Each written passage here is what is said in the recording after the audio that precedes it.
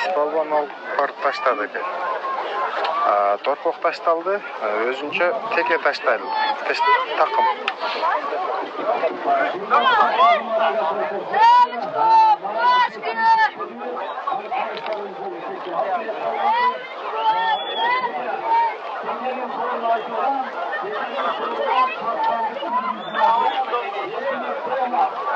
Tekenin sorunu $2000 mı oldu? Gel atat. Gel atat. $2000.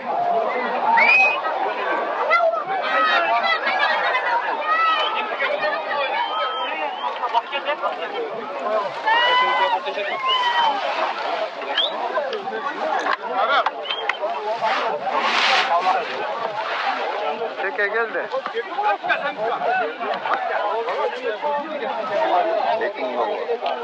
$2000.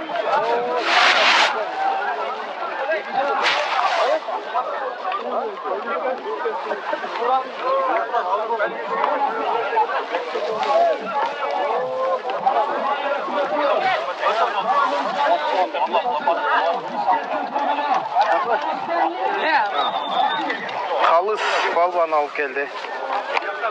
Tekeni $2000.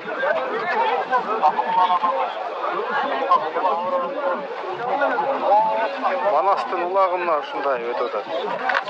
Башаламан болуп кетти дегендир. О, нар жакта. Торпок.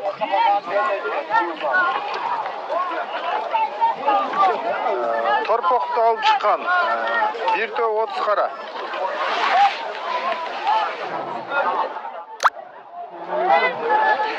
Же, Kalis balban азыр бул жерде бир төө 30 караны алып чыкты.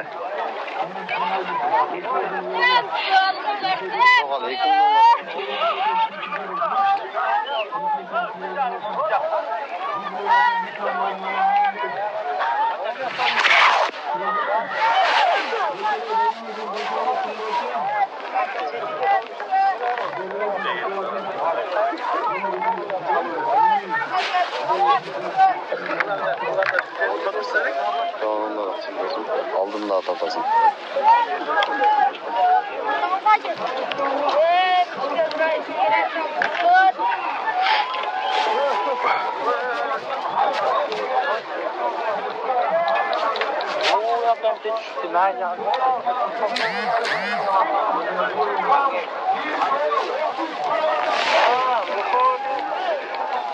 Ол жақта интернет вообще иштебей калды.